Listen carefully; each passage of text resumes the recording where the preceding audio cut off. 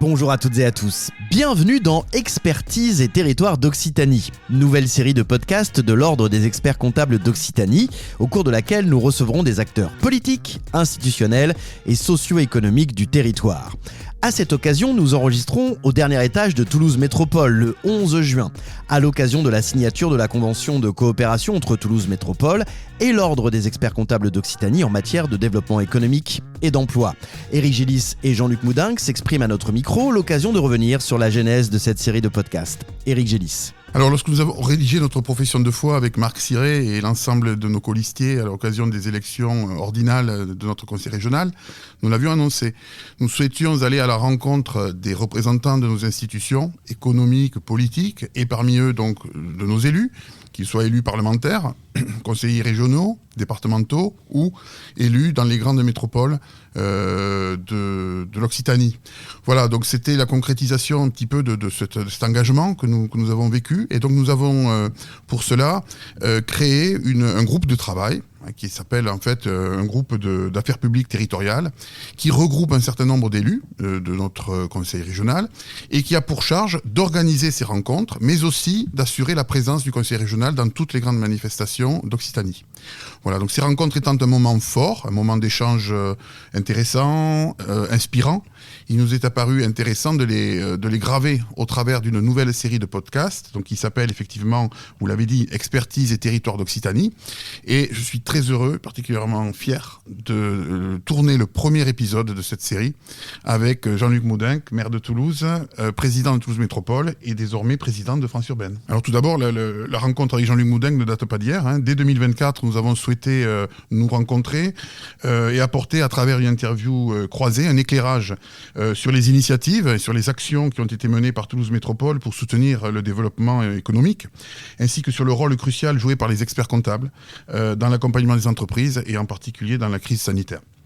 Cela a été pour nous l'occasion d'échanger sur effectivement les défis rencontrés pendant la crise sanitaire et aussi sur les stratégies de relance économique et sur les perspectives pour Toulouse et pour la métropole, mais aussi d'aborder certains sujets clés comme l'innovation, la transition écologique, l'attractivité de la région, de Toulouse Métropole et de sa capitale régionale. Et ensemble, nous avions mesuré une complémentarité existant entre les actions de nos institutions respectives et la synergie de nos efforts que nous pouvions mettre en œuvre pour promouvoir une économie locale, dynamique et inclusive. Et Monsieur le Président, vous aviez terminé l'échange par ces mots, et je vous cite, « Nous pouvons mobiliser les compétences des deux institutions, notamment en faveur de l'entrepreneuriat et du tissu économique métropolitain, en signant une convention de partenariat capable de répondre aux défis actuels et futurs de notre territoire. » Eh bien, je souscris totalement à cette idée de conventionnement avec les grandes métropoles d'Occitanie et j'ai souhaité répondre à cette proposition de Jean-Luc Moudingue, ce qui nous amène aujourd'hui à signer cette convention qui portera sur plusieurs volets touchant à la métropole de Toulouse. Le premier, c'est favoriser l'entrepreneuriat dans les quartiers prioritaires, puis informer sur les métiers de la profession comptable, agir pour l'économie sociale et solidaire et enfin décrypter l'économie de proximité grâce à notre baromètre Image PME et de nos soirées EcoZoom que nous organisons désormais à Toulouse dès aujourd'hui en partenariat avec Toulouse Métropole. Donc vous le voyez, ce sont 4 axes dans cette convention, 4 axes qui illustrent parfaitement l'étendue des missions de l'expert comptable au cœur de l'économie. Jean-Luc Moudingue revient sur le caractère inédit de cette convention. D'abord, c'est une première. C'est la première fois que nous formalisons une coopération avec l'ordre des experts comptables. Alors c'est important, pourquoi ? Parce que le rôle des experts comptables est important dans l'économie. Un expert comptable, c'est un partenaire du quotidien pour chaque entreprise concernée. Nous avons la chance d'être ici, au cœur de la métropole toulousaine, dans un des territoires les plus dynamiques de France, sur le plan démographique comme sur le plan économique, et donc avoir cette convention de coopération, c'est reconnaître dans cette ambiance de développement économique le rôle à la fois particulier et indispensable des experts comptables. Convention dont les actions sont attendues autour de la création d'entreprises, de l'emploi et de l'économie sociale et solidaire. C'est effectivement ces thèmes-là que nous avons choisi conjointement d'inscrire dans la convention. Les quartiers prioritaires, pourquoi ? Parce que c'est une compétence de la métropole partagée d'ailleurs avec la commune, et c'est une action que nous menons depuis très longtemps. C'est une action importante qui, certes, transforme le paysage de ces quartiers en améliorant le logement, en aménageant l'espace public de manière qualitative, mais qui, au-delà de cet aspect matériel et physique, s'intéresse bien sûr et avant tout aux personnes. Et donc nous développons une multitude d'actions pour faire en sorte que les personnes qui habitent les quartiers concernés, ça représente quand même 13% des habitants de Toulouse, puissent avoir des perspectives dans leur vie et pas simplement des perspectives liées à leur logement ou à leur environnement de vie familiale, qu'ils aient des perspectives pour eux et des perspectives économiques, des perspectives d'emploi. Et donc, effectivement, nous avons souhaité, à cause de cet engagement particulier qui est le nôtre dans ce domaine, que ça soit inscrit, parce que vous avez des talents dans ces quartiers qui ne demandent qu'à s'épanouir. Simplement, il faut qu'ils aient un encadrement, qu'ils aient des règles, et les experts comptables, par définition, tout ça, c'est au cœur de leur métier. Voilà un des exemples, une des motivations et une des déclinaisons concrètes, mais il y en aura d'autres, bien sûr. Bien sûr. Et côté ordre, effectivement, la motivation, c'est de s'inscrire comme une profession citoyenne. Ça, c'est important pour nous, et d'être intégré donc dans les quartiers. Je rebondis à ce que dit Monsieur le maire. Effectivement, ces quartiers-là sont des quartiers sur lesquels il existe des pépites, et nous pouvons contribuer à aider à ce qu'elles émergent. En tout cas, c'est ce que nous essaierons, tant sur les créateurs que sur les jeunes, puisque nous avons aussi l'intention de promouvoir nos métiers dans tous les quartiers prioritaires de la politique de la ville. Lors de cette discussion très riche, nous sommes aussi revenus sur le rôle de la métropole et sa stratégie en matière de développement économique. Jean-Luc Moudinque. Alors, le rôle de la métropole, du point de vue de l'économie, il a été très clairement défini par la loi. Une loi qui date de 2014 et surtout d'août 2015. Nous sommes là pour aménager l'espace. Nous sommes là pour dire, à cet endroit, on va construire des logements, à cet endroit, on va préserver ou aménager une zone naturelle, et à cet endroit, on va accueillir des emplois. Et donc, c'est à nous, sur les 37 communes de la métropole, de gérer cette répartition géographique. On a mis en place des campus d'excellence qui sont thématisés. À Montauban, par exemple, c'est tout ce qui concerne l'aéronautique, l'espace, les systèmes embarqués. Au niveau de l'oncopole, à Langlade, c'est l'oncologie. Mais au-delà de l'oncologie, au-delà de la lutte contre le cancer, c'est la santé du futur. À Francazal, nous avons acquis quelques 40 hectares qui appartenaient à l'État pour y développer un campus sur des mobilités décarbonées. Et puis nous avons d'autres projets, le numérique et la cybersécurité à Matabio, le quartier du Grand Matabio, le bien manger, un enjeu d'aujourd'hui autour du marché d'intérêt national, le mine, et puis tout ce qui est économie de l'événementiel autour du mythe que nous avons construit il y a quelques années. Donc ça, c'est notre rôle majeur. Et puis, nous assurons aussi la promotion du territoire avec une agence d'attractivité, Team Toulouse, qui est là pour attirer à la fois des investisseurs, des entreprises pour qu'elles s'implantent, les aider lorsqu'elles sont déjà implantées à s'étendre, lorsqu'elles ont des projets de développement, et puis également promouvoir tout ce qui est le tourisme, l'économie du tourisme. Elle monte en puissance, que ce soit lorsqu'elle a une connotation économique liée à des congrès ou des événements, ou lorsqu'elle a une connotation culturelle et patrimoniale liée aux richesses de notre territoire. Voilà les actions, certaines, que nous entreprenons dans le domaine de l'économie. Qu'est-ce qui est solide aujourd'hui, économiquement, sur Toulouse? La réponse de Jean-Luc Moudinque. Ce qui est solide, c'est que nous avons une capacité d'innovation extraordinaire qui est fondée sur des atouts structurels.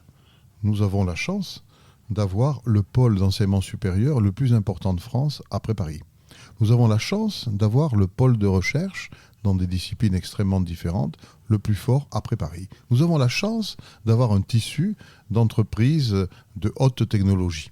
Et c'est le mariage de ces trois ingrédients qui fait le succès de Toulouse. Toulouse est une terre d'entrepreneuriat, d'innovation. Elle a échappé pour l'essentiel à la révolution industrielle, donc elle n'a pas eu à gérer les dégâts de la désindustrialisation qui, vous le savez, a frappé cruellement beaucoup de nos territoires qui étaient quelque part en avance sur nous lors de la deuxième partie du 19e siècle ou la première partie du 20e. Et donc cette économie de l'intelligence, cette économie de la connaissance, elle assure un dynamisme. Et quand on voit maintenant de nouvelles formes se développer sur le numérique, sur l'intelligence artificielle, toutes les formes de la nouvelle économie, et qu'on regarde le paysage toulousain, on se dit que nous avons tous les atouts pour que notre métropole soit au rendez-vous de l'avenir. Il y a d'autres atouts. Il y a aussi un atout d'attractivité sur le territoire. Et effectivement, Jean-Luc Moudin parlait du mythe tout à l'heure, donc ça me fait réagir, puisque nous accueillerons en 2028 le congrès de l'Ordre national des experts comptables à Toulouse. Et il faut savoir que cette candidature, elle a été décidée alors que nous étions en balance avec Bordeaux, Lille et une manifestation qui était prévue sur Paris. Donc, un des éléments déterminants qui ont permis à Toulouse de l'emporter, ça a quand même été le lieu. Et le mythe a été relevé comme étant effectivement particulièrement adapté. Alors on a profité de la présence de Jean-Luc Moudin pour lui demander ô combien c'était utile et nécessaire de travailler main dans la main avec le monde économique et particulièrement avec les experts comptables. Écoutez. Alors, est-ce que c'est utile ? Oui, je vous le confirme, sinon on n'aurait pas signé cette convention. Mais effectivement, on ne peut pas exercer une compétence à caractère économique, comme je l'évoquais tout à l'heure, sans être en lien avec les acteurs de l'économie. L'avantage des experts comptables, c'est que c'est une profession qui accompagne des entreprises dans tous les secteurs d'activité et qui tient des statistiques. Lorsqu'on a eu une première rencontre il y a 2 ans avec l'équipe d'Éric Gillis, Éric Gillis n'est pas encore le président d'ailleurs, ils ont attiré mon attention, et Éric en particulier, sur le fait qu'il y avait cette connaissance chiffrée, qui n'était pas forcément très médiatisée et qui pouvait être utile à la réflexion économique que nous menons. J'ai décidé d'installer dans les mois qui viennent, et ça sera une grande première, un conseil économique de la métropole. C'est-à-dire de faire en sorte que les décisions que nous allons prendre dans le terrain, dans la thématique de l'économie, soient éclairées par un avis des praticiens de l'économie. Et l'ordre y siégera bien évidemment. Donc ça sera aussi une instance de dialogue, de manière à ce que lorsqu'on prendra des décisions ayant un caractère ou un impact sur l'économie, celles-ci soient éclairées, enrichies en réalité par le regard de celles et ceux qui font l'économie de tous les jours. Et les experts comptables sont au centre et en même temps en surplomb de toute la vie économique locale. C'est pour ça que nous avons intégré dans la convention la production pour la métropole de notre baromètre Image PME pour sortir justement des chiffres des PME, des TPE-PME qui sont effectivement les clients des experts comptables. Et ça, nous le mettrons à la disposition, bien entendu, de la métropole. Et puis, c'est une question qui doit vous intéresser. Alors, on l'a posée au maire de Toulouse et président de Toulouse Métropole. Quels sont les liens qui unissent Jean-Luc Moudin à l'économie et comment tout cela se mesure ? Mon rapport personnel, d'abord, vous savez, pour les raisons que j'évoquais, on ne peut pas être président de la métropole sans avoir, du fait de notre action à caractère économique, sans avoir un rapport avec eux. Et donc, tout au long de l'année, je rencontre des entrepreneurs, je visite des entreprises dans des secteurs différents, je travaille avec les organisations professionnelles, consulaires ou syndicales ou patronales qui représentent l'économie. Et puis à titre personnel, je suis contrôleur général économique et financier au ministère de l'économie et des finances et je contrôle des entités économiques. Alors dans un secteur qui n'est pas le cœur de la vie économique toulousaine, puisque c'est le secteur agricole et viticole, mais je suis confronté à des entrepreneurs qui d'ailleurs font face à des difficultés et je vois comment ils essaient d'inventer des réponses, même si je suis là pour faire du contrôle au nom de l'État. Et ce que je peux dire en tout cas, c'est que ce soit des entrepreneurs toulousains ou non toulousains, chaque fois que je les côtoie, je suis admiratif parce qu'effectivement, ils sont un peu fous, en ce sens qu'ils prennent des risques, mais vous connaissez le mot du grand entrepreneur toulousain Pierre-Georges Latécoère, avant de se lancer dans l'aventure de l'aéronautique civile, il a dit à ses ingénieurs, voilà, j'ai refait tous les calculs, le projet est impossible, donc on va tout faire, et on va le faire, et ça sera possible, et puis ça a été fait. Puis je vous dirais aussi que lorsque on fait de la politique aujourd'hui dans le monde fou, qui est celui de notre actualité, effectivement, si on n'a pas le goût du risque, le goût d'aller de l'avant, d'entreprendre avec l'envie, on ne fait rien. Et c'est ce qu'on a de commun, nous, les acteurs politiques d'aujourd'hui, avec les entrepreneurs et les acteurs économiques. Donc j'ai beaucoup d'admiration pour leur capacité à aller de l'avant, malgré un environnement qui n'est pas facile. Admiration que nous partageons, puisque nous, les entrepreneurs, effectivement, on les suit de près, et on les accompagne, et on essaye d'apporter des réponses à leurs questions, à leurs doutes, à leurs risques, pour être un maillon dans leur réussite. Nous en avons profité également pour demander à Jean-Luc Moudingue s'il avait eu des coups de cœur récemment pour des aventures d'entreprise.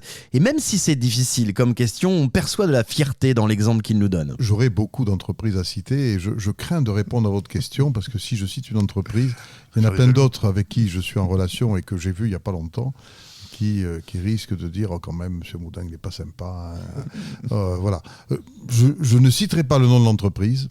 Je dirais simplement qu'il y a quelques jours, il m'a été donné de voir une entreprise qui a décidé de s'implanter à Toulouse, qui était en région parisienne, de manière à développer ce qui va être la suite des Canadair, puisque les Canadair qui éteignent les feux de forêt sont en fin de vie eux-mêmes, et que ça fait plaisir de voir qu'un entrepreneur français, à partir d'une technologie qui se construit à Toulouse, l'aéronautique a réussi à mettre en œuvre quelque chose d'extrêmement innovant pour malheureusement, je dirais, des sujets qui vont être très présents dans notre vie avec le dérèglement climatique que nous connaissons et qui risque de multiplier les incendies des forêts alors que nous savons que nous devons au contraire végétaliser davantage la planète. Avant de laisser Jean-Luc Moudingue et de retrouver 3 membres de l'ordre directement impliqués dans la naissance de cette convention, on a demandé à Monsieur le maire comment bien embrasser l'avenir. Allons de l'avant, soyons confiants, soyons déterminés. Dans la vie, on ne fait rien sans volonté, puis on ne fait rien sans les autres. Et la métropole, si elle s'engage aujourd'hui aux côtés de l'ordre des experts comptables, c'est parce que justement, elle a conscience que seule, elle ne peut rien, et qu'en même temps, elle peut apporter, elle aussi, à d'autres. On termine avec un Éric Gillis très satisfait de la fluidité avec laquelle tout ça aura été rendu possible. Absolument. C'est une rencontre qui a été simple, facile, puisque, comme vous l'avez certainement compris au travers de ce podcast, Jean-Luc Moudingue est très sensible à la cause économique du territoire. Donc forcément, on a trouvé écho à nos préoccupations et donc cette convention, finalement, elle coulait de source. Suite de cet épisode et place désormais à 3 membres du Conseil de l'Ordre liés à l'histoire de cette convention: Boutaïna Belkrzia, Benjamin Vigourou et puis Marc Ciré. Avec Boutaïna, il nous semblait important d'expliquer concrètement à quoi allait servir cette convention. En effet, à la suite de cette convention, comme action concrète, nous avons nous allons animer des ateliers et co-animer des ateliers avec différents partenaires sur différents thèmes liés à la création d'entreprises, les clés de réussite d'une bonne création d'entreprise, sur les ressources disponibles au niveau du territoire et aussi comment accompagner les créateurs tout au long de la vie de leur structure. Et ça sera essentiellement dédié, bien entendu, aux porteurs de projets en zone, dans les quartiers prioritaires. Ensuite, nous avons également créé un dispositif d'accompagnement individuel pour justement les porteurs de projets des quartiers prioritaires qui seront présélectionnés au préalable par Toulouse Métropole et par l'Ordre des experts comptables de Toulouse. Ces porteurs de projets qui seront sélectionnés auront un accompagnement individuel par des experts comptables volontaires, partenaires au dispositif. Cet accompagnement sera sous le format de 3 rendez-vous gratuits qui va leur apporter en fait du conseil au niveau du dispositif, diagnostic de leur projet, faisabilité du projet, l'évaluation financière, le choix du statut fiscal, social et juridique avant le lancement de leur projet. Ensuite, on va participer aux réunions des cellules entrepreneuriat, organisées également par Toulouse Métropole, afin d'apporter notre expertise sur cette partie-là. Et on va également participer au forum des métiers et des emplois, dédié aux jeunes étudiants, stagiaires demandeurs d'emploi afin de présenter également le métier d'expert comptable et leur donner aussi l'envie de nous rejoindre aussi. C'est ça le plus important. Pour Benjamin, la convention servira à l'économie sociale et solidaire. Le monde associatif, c'est plus qu'important à ses yeux. Tout à fait. Donc, le secteur associatif est très important dans une société civile et il faut que nous, experts comptables, nous soyons à côté de la métropole en fait, pour les accompagner, que ce soit sur le début d'une création d'association, sur un projet, pour, avec la vision un peu du sachant, c'est orienter les missions, donner aussi une dimension économique sur la pérennité en fait, d'une association et aussi la structuration aussi juridique avec tous les aléas de droits, je dirais, sociaux, fiscaux qu'on peut avoir et de responsabilités. Sur les actions, ils ont déjà commencé en fait, un peu à émerger. Hein. On est intervenu donc, sur les actions qu'entreprend la métropole sur Toulouse Métropole Impact, donc ciblées sur les entités donc, du secteur ESS non marchand hein, et associatif qui sont en difficulté. Donc on est déjà intervenu par la métropole à côté donc, du mouvement associatif et de France Active pour faire des ateliers, pour analyser en fin de compte des entités qui devaient se renouveler. Et donc, pratiquement, c'est une après-midi, en fait, une paire d'heures, où on analyse les projets, on analyse les difficultés, on réfléchit en fait aux orientations, et avec le regard que nous pouvons avoir, nous, en tant qu'experts comptables, c'est de dire comment on s'inscrit dans le long terme, à la différence de tous les dispositifs qu'on peut avoir sur le mouvement associatif ou France Active. On va être sur du ponctuel lorsqu'on est en création. Lorsqu'on est en difficulté, un expert comptable se veut, je dirais, sur le long terme. On se dit que l'expert comptable, c'est un peu le médecin de famille. Il commence en tant que pédiatre, et donc c'est sur du curatif, on définit un peu, en fin de compte, et on protège, je dirais, l'enfant, on protège l'association sur son dispositif. Et tout au long de la vie de l'association, on va être ce médecin de famille qui a cette connaissance-là et qui va faire de la prévention, voire du curatif. Voilà. On est intervenu aussi sur les ateliers de la métropole sur donc c'est Toulouse Métropole Atelier Coopératif. Et là, on est plutôt ciblant des projets en réflexion. Donc là, c'est des petits ateliers, en fin de compte, ou des jeux de rôle, où il y en a qui se présentent sur leur projet. Et il y a un brainstorming qui se fait avec plusieurs acteurs. Et on s'est aperçu que dans ces ateliers-là, en fait, la présence d'un expert comptable ou d'une expert comptable était importante parce que très rapidement, on identifie en fait ce qui est de la mission d'intérêt général, ce qui est de l'activité non lucrative, voire activité économique, étendre, voire même avec la fiscalisation, parce que dans un environnement en fait conjoncturel un peu compliqué, on va dire que les associations, c'était financement 100% subvention. Aujourd'hui, et c'est notamment pour ça que la métropole, sur le secteur associatif, nous sollicite, c'est que ces associations, si elles doivent continuer, doivent étendre en fait un peu de leur action sur une dimension économique pour équilibrer en fin de compte les ressources. Voilà. Donc en somme, nous intervenons au gré des sollicitations de la métropole et ce qu'il a été aussi convenu d'ici la fin de l'année, on va essayer d'organiser dans un tiers-lieu, donc avec la métropole et les acteurs associatifs, voilà, une sensibilisation sur ces aspects aussi un peu juridiques. On va dire peut-être la fiscalité, sur l'aspect contrôle de gestion, comment appréhender en fait une vision à moyen, long terme d'une association. Voilà. Alors on a profité de leur présence pour leur demander de se projeter, de fermer les yeux et de regarder vers l'avenir, quand la convention aura réellement porté ses fruits. Déjà, il y aura une réelle présence de l'ordre des experts comptables sur les quartiers, on va dire, prioritaires, puisque c'est porteur de projet, après une étude, on voit bien, qui a été partagée et qui nous a été remontée, on voit qu'ils ont un réel besoin de notre accompagnement sur le terrain, et notamment notre expertise pour les aider à lancer les projets, à s'installer, parce qu'ils ont des belles idées, mais ils ont cette crainte d'installation et surtout du financement, des ressources qu'ils doivent se solliciter pour mettre en place leur projet.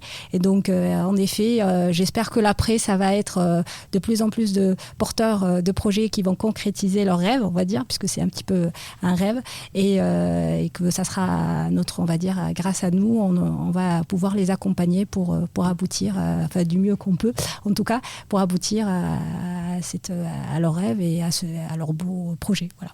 Marc Ciré, premier vice-président de l'Ordre, revient quant à lui sur la fierté d'avoir mis en place une telle convention. On l'écoute. Oui, une fierté de l'avoir fait dans des délais assez courts, cette convention.